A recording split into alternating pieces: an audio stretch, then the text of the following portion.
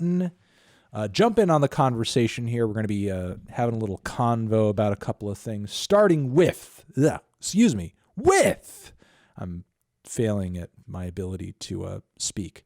Drake and Kanye apparently have just squashed their beef with this recently released photo that has no eyebrows from Kanye. His eyebrows have been gone for a little bit. Thank you very much for the sub. And Jay Prince as well in the mix outside of Drake's house in Toronto. Everybody's got kind of like a sour look on their face, except for Jay. Jay looks like he's forcing this to happen. Meanwhile, Drake looks like there's a little bit of disdain. Kanye looks like he had his hand in the cookie jar and got caught, and he's trying to play it as cool as possible. It says over here in the article on TMZ, obviously, Kanye West and Drake have officially buried the hatchet because they're hanging out with each other in Drake's hometown, yet which we already knew Kanye knew how to get there because he posted Drake's address on Instagram. Drake was there, and Kanye already knew where to find him because he had the address. Ye just posted a pic on social media showing him standing next to Drizzy with Rap-A-Lot Records honcho Jay Prince, making it a group photo. There were rumors Tuesday that Drake and Kanye squashed their beef on Monday night in Toronto, and Yeezy is eliminating all doubt with this post. There was also a video where they were depicted together, and Dave Chappelle was in there talking about them being all together and so on and so forth, and how momentous of an occasion this was. This article talks about that really quickly. Goes into the Larry Hoover stuff, and then we have the Kanye Drink Champs interview here. So pretty short piece, not too much to say in terms of them coming back together, but I don't know. I'll throw out a few things here before I guess I go into whatever chat's going to say, but part of me wonders a couple things. Was the beef leading up to the release of CLB and Donda fake in order to draw attention to both of the records coming out like at the same time? Like, was it just made up? Was it fabricated? Was it, not really all that serious? Was there an agreement to squash the beef, but then like flare it up and then bring it back down when I guess it was sort of like, appropriate? Seems like, it kind of concluded in a very convenient and timed and scheduled way. And considering that, like, Jay Prince was, I guess, like allegedly one of the major actors that led to the whole, like, Drake and Pusha T thing coming to a close, him being in this picture definitely like says something, it says something. I don't know if I could or if I should even theorize on what exactly it says. But again, the guy who allegedly sort of brokered the end of the Drake and Pusha T feud, at least, sort of like the public, facing view of the feud, being here in this photo, it does communicate a certain kind of, message, I think. I don't think he would just, not be in the photo if he didn't have anything to do with maybe Drake and Kanye coming back together once again. So it makes me think a couple things. It makes me think it's fake, but then if it's fake, like how much of it was fake? Was the Pusha T beef fake?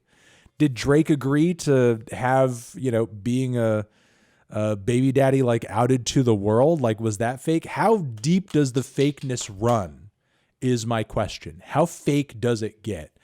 If that part was fake, I mean, certainly there was a lot of drama and attention drawn off of that brought positive reception and reviews to Push's work, Drake's work. Like, everybody benefited off of that beef as well. Like, I'm inclined to believe that maybe that portion was real, and maybe things were sort of flared up intentionally to get attention on the records, knowing that they would, the latest records, knowing that they would squash it afterwards. But I don't know. Part of me thinks Kanye, being the live wire that he is, and look at the way he just tore down Big Sean like it was nothing in the Drink Champs interview. He just totally shitted on Big Sean. Big Sean's entire existence just fucking obliterated, with Kanye saying the biggest regret I have is signing Big Sean. And why? Just because he wouldn't like support his obviously going to be unsuccessful presidential run. So, I have no doubt that like, there's an element of Kanye that has been jealous of Drake for quite some time. He's admitted jealousy of Drake before, and talked about his feelings of jealousy when it comes to other artists as well in the Drink Champs interview. So I have no doubt that Kanye, there's probably an element of realness to the origins of this beef between him and Drake. And Pusha T, has been kind of going at Drake and going at Lil Wayne and going at, Birdman for a long time. Having Pusha T be the one to jump in there and do that, given his lyrical pedigree and given, I guess sort of like the years of, beefing he's been kind of throwing Drake and all of Young Money's way.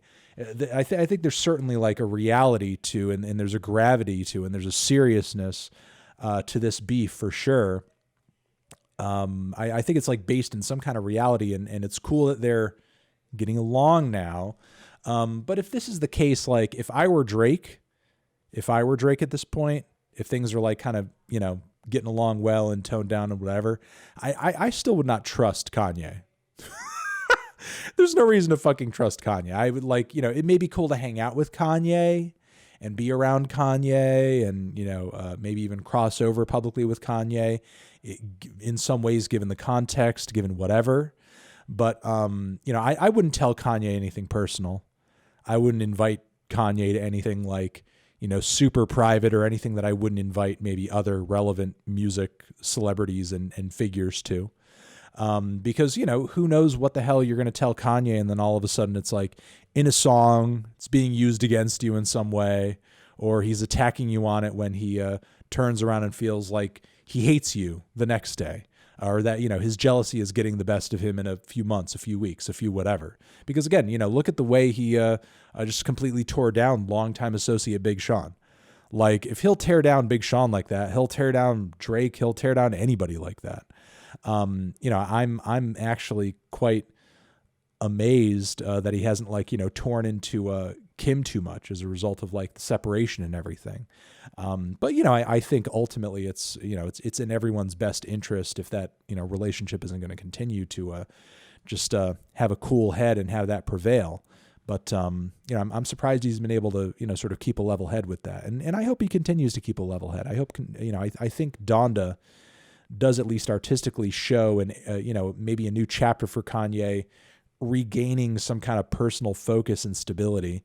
And I hope he's doing better personally and mentally. And but once more, if I was Drake, I would not trust Kanye at all ever for anything. But getting along is good, and getting along is nice. Spam free Larry Hoover in this chat right now. Free the fuck out of Larry Hoover. Soldier Boy is murderer.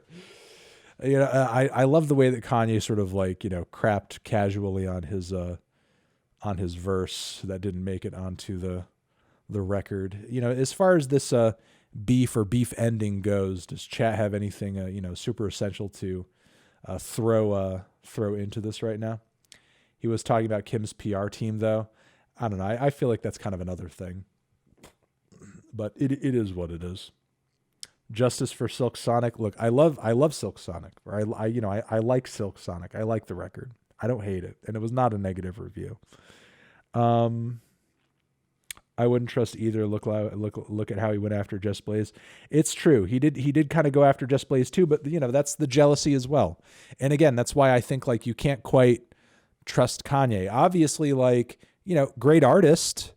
I continue to look out for and look forward to the man's music, but you never really know when Kanye's going to throw you the fuck under the bus. You don't. You really don't.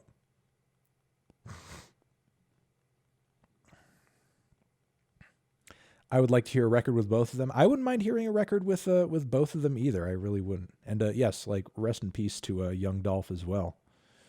But yeah, I wouldn't mind hearing a record with both of them too. But if I was Drake, when it comes to Kanye or anything Kanye related, I would remain guarded, remain very guarded. I don't listen to Aries. I'm more of an ICP kind of guy. Aries and ICP, I think, sort of an appreciated commonalities between both those artists. I think there's a lot of overlap stylistically between Aries and ICP. They both have music with beats. They both have music with vocals. They both have emotions in their lyrics. I think that's common enough.